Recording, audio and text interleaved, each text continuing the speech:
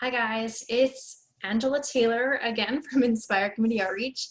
You can check us out at inspirecommunityoutreach.ca. And today I'm talking about something really important to me is being neurodiverse. So a lot of us have different wired brains, and I'm really excited to tell you that I also have a different wired brain. And so neurodiverse is a way of talking about like a different type of neurology. So there's folks who have kind of a typical neurology. Well, let's call them boring. And then also there's people that are a little bit more diverse.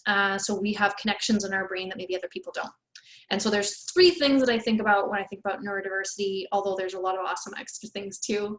But the first thing is high body charge. We often have like, almost feels like this inside. And there's good things and there's bad things, hard things about that. There's also a high need for connection. So some people, they don't really need to be like around other people or like interact with other people that much.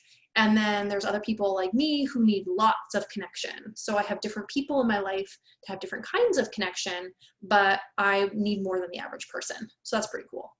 And the third thing is sensitivity. So the neurology in my nervous system, like my body and my brain, are more sensitive. And again, there's really good things about that, and then there's hard things about that, or other things people might think is not great.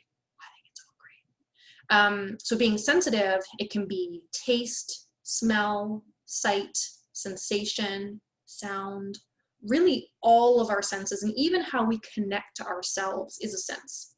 So in all of those ways, we can be more sensitive. And I am, of all those three, high on all those three scales. So that's what I call neurocomplex. I'm a complex person. And the reason I like neurocomplex versus neurodiverse is because being a complex person all my life and now finally embracing it makes me feel really good. It makes me feel like that's a label, that's a thing that I can call myself that makes me feel really good about who I am. So if that might be some of those three things that you might also have, like if you really need a lot of connection, if you're really sensitive to sight, sound, all those things, and also have a high body charge, you might also think, that's also me, and my body's a little bit complex too. Sometimes people don't understand us. That's sometimes hard. When I was growing up, I felt very disconnected from other people. And I kind of felt like I didn't belong anywhere or with anybody because I was different. And throughout my whole life, always kind of searching for people who understood me. And the cool thing is that like, maybe I didn't need other people to understand me. Maybe I could understand myself. And so as I got older, I spent more and more time trying to understand myself. And now I get to help really awesome families and kids understand themselves too.